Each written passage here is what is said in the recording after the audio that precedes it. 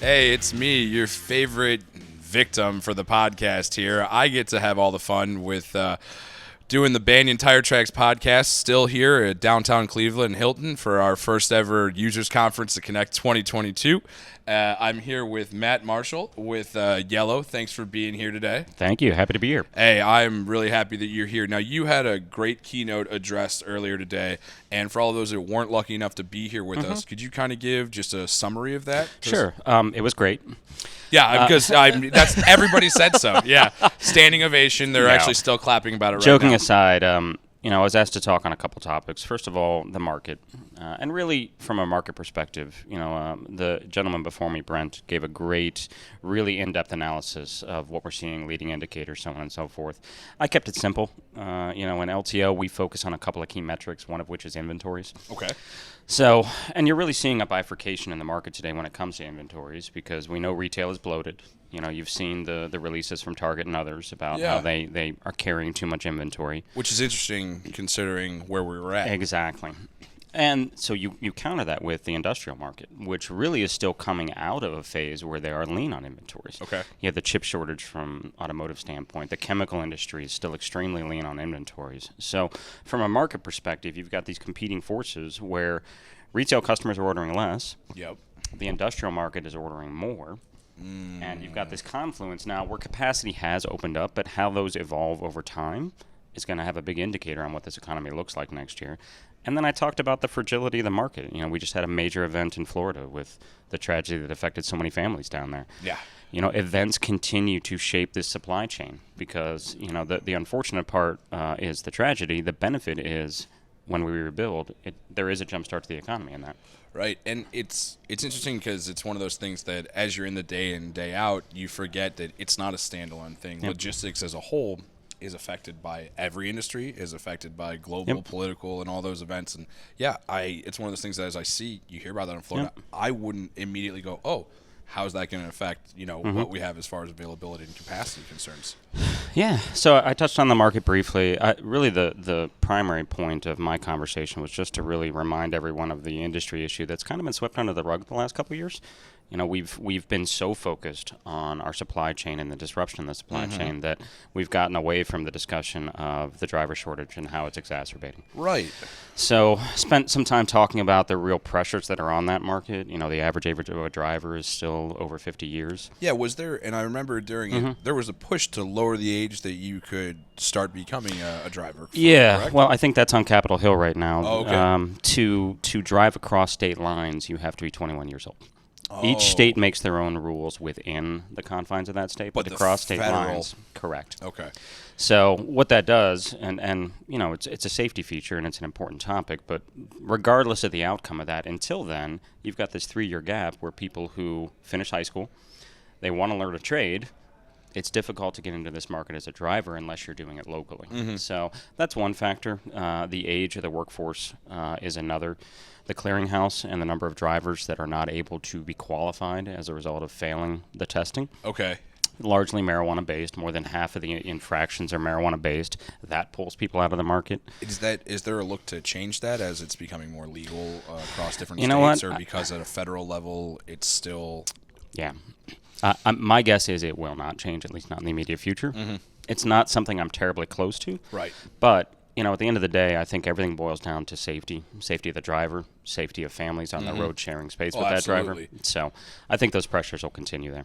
No, and so we've got a few of those. Is just because there's more restrictions on top of not having a bigger pool, or are there other... what else is going on? Really what we're having to do is we're having to manufacture drivers because the market, the labor pool continues to shrink. Okay. So what we do is we just opened our 22nd driver academy. Okay. So we are, if someone comes to work for Yellow, we'll spend some time with them. They'll work on our dock. We'll get to know their work ethic. And then if they qualify, we will pay for them to get a CDL.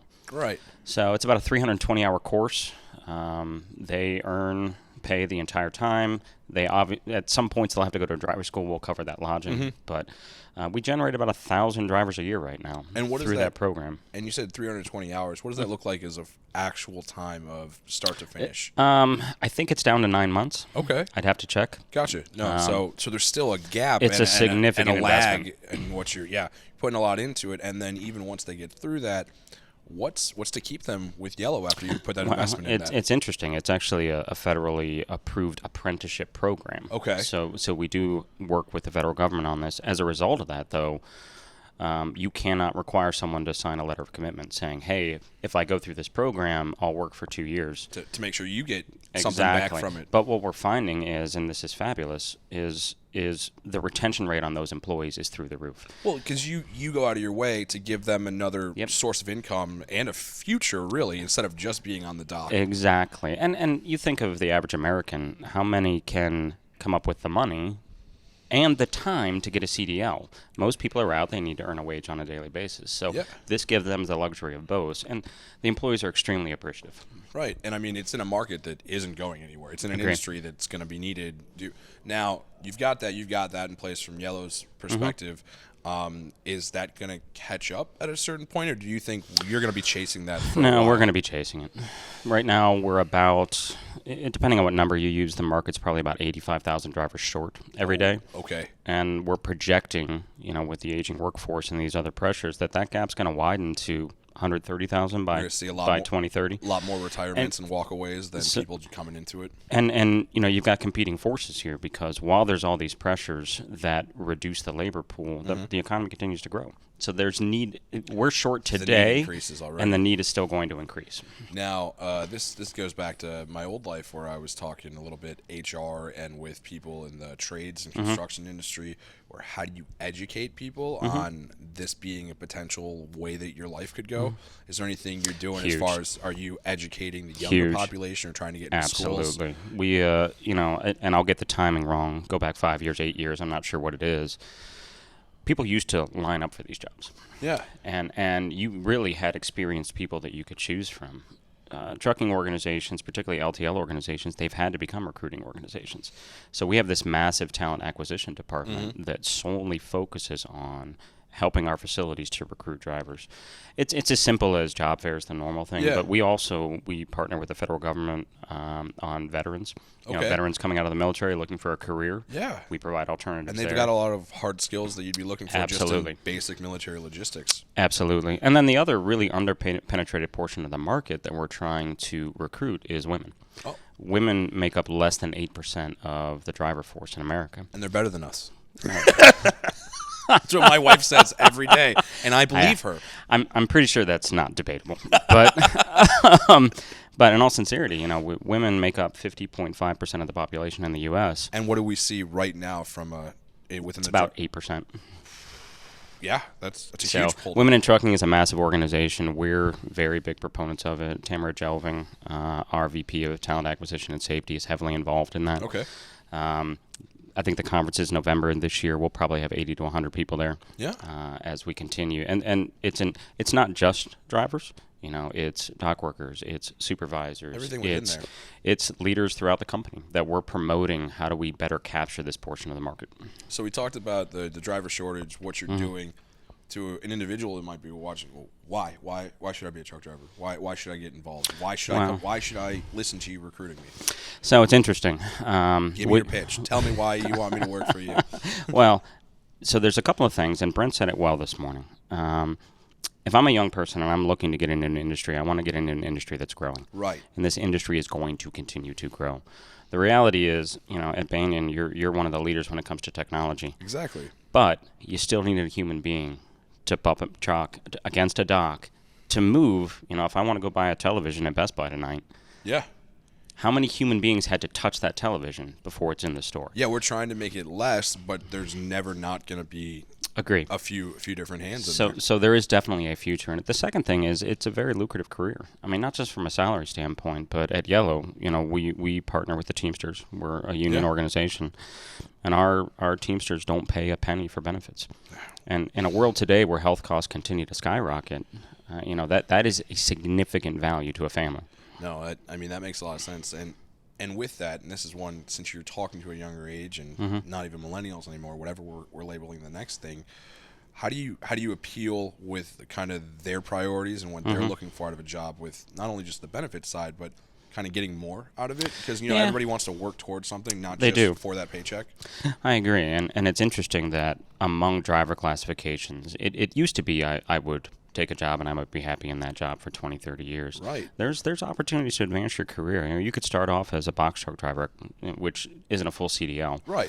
A lot easier entry to something exactly. Then you can move up and earn your CDL through us, and then maybe you move out of the city operation and you move over the road.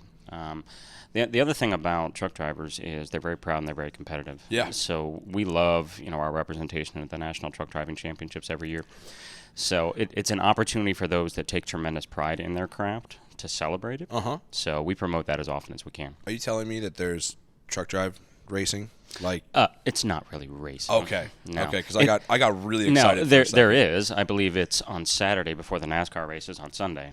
But it's really not the LTL industry. Okay. Yeah. No. Yeah. I understand. We tend to practice things more like, safe turns and backing to a dock and those skills, not just pure speed. No, and that's understandable, and it's probably better for everybody involved. But I had a moment and a glimpse and a thought right there, and I'm like, wow, I'd watch those left turns. Yeah. That'd be good.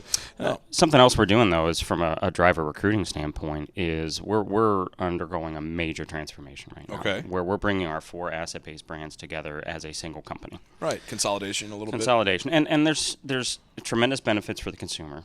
There's tremendous benefits for us as a company with efficiencies and cost savings. But from a driver standpoint, there's benefits as well. We're in our line haul networks. We're retooling our line haul networks so that freight moves over shorter distances. More drivers home every night. Yeah. And that quality of life is so important to the young driver. The best in class in the industry probably have 90% of their drivers home every night. Okay.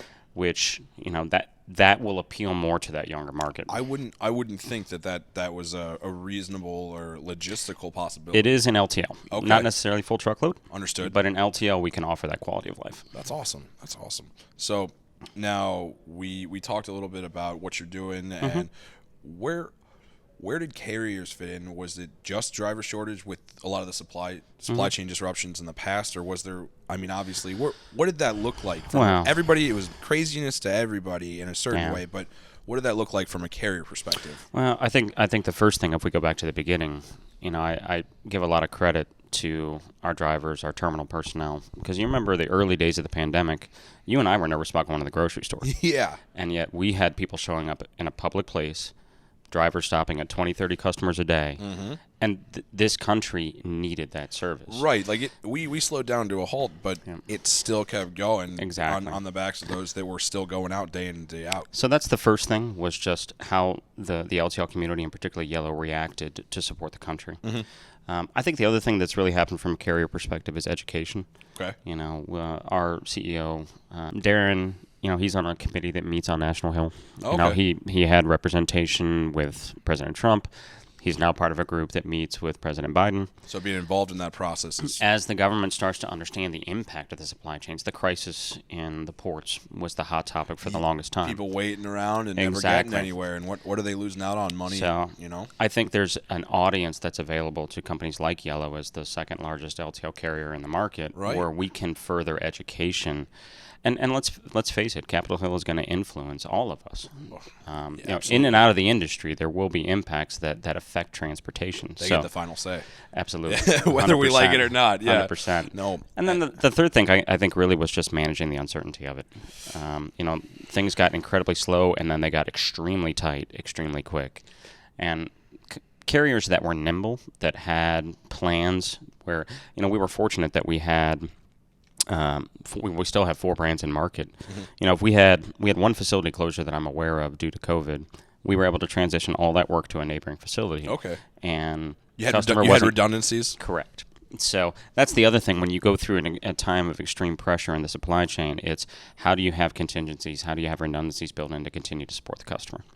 And with that, and just kind of we're getting to this as a organic kind of thing, what's one main point you'd say, kind of a walk-away statement towards either the viewers or people in the logistics industry, or just here's your chance? What do you got? Well, I would say I've been at Yellow for 24 years, and it's provided a tremendous life for my family.